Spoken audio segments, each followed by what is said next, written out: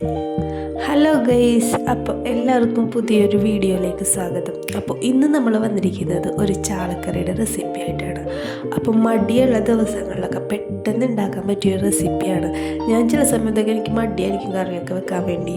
അപ്പോൾ ഞാൻ ഇതുപോലെ പെട്ടെന്ന് ഉണ്ടാക്കുന്നത് ഇതുപോലെയാണ്. എല്ലാ പച്ച ചാള കിട്ടിയിട്ടുണ്ടായിരുന്നു. നമുക്ക് കടൽ അരികത്തായതുകൊണ്ട് നമുക്ക് പച്ച ചാള കടൽ മീനൊക്കെ നല്ല ഫ്രഷായിട്ട് കിട്ടാറുണ്ട്.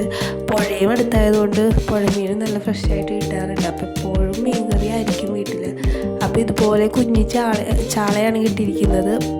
അത് നമ്മൾ നന്നായിട്ട് കഴുകി വൃത്തിയായിട്ട് എടുത്തിട്ട് ഒരു ചട്ടിയിലോട്ട് മാറ്റിയിട്ടുണ്ട്. അതിലോട്ട് തന്നെ നമ്മൾ ഉള്ളി, പച്ചമുളക്, വേപ്പില, ഇഞ്ചി എല്ലാം കുഞ്ഞായിട്ട് അരിഞ്ഞിട്ടിട്ടുണ്ട്. അതിലോട്ട് തന്നെ മസാലകൾ ഇട്ടിട്ടുണ്ട്. മഞ്ഞൾപ്പൊടി, മുളക് പൊടി, മല്ലിപ്പൊടി, ഉപ്പ് ഇട്ട് നമ്മൾ നന്നായിട്ട് പുരട്ടി വെക്കണം നന്നായിട്ട്.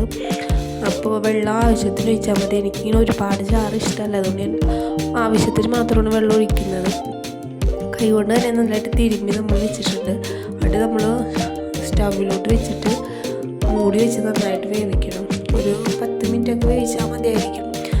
അപ്പോൾ വെന്ത് കഴിയുമ്പോൾ നന്നായിട്ട് തിളച്ച് കഴിയുമ്പോൾ നമ്മൾ പുളി ഇടണം.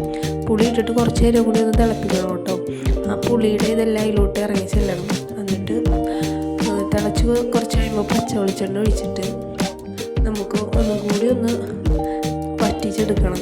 വറ്റിച്ചെടുക്കുമ്പോൾ നല്ല അടിപൊളിയായിരിക്കും കേട്ടോ. ഇങ്ങനെ ഒന്ന് ട്രൈ ചെയ്ത് നോക്കണം കേട്ടോ. പെട്ടെന്നൊക്കെ ഉണ്ടാക്കാൻ നല്ലതാണ്.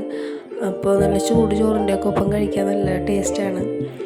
അപ്പോൾ മടിയുള്ള ദിവസങ്ങളിലൊക്കെ കറി വെക്കാൻ പാടുപെടുന്നവർ ഇതുപോലെ ഒന്ന് ട്രൈ ചെയ്ത് നോക്കണം കേട്ടോ.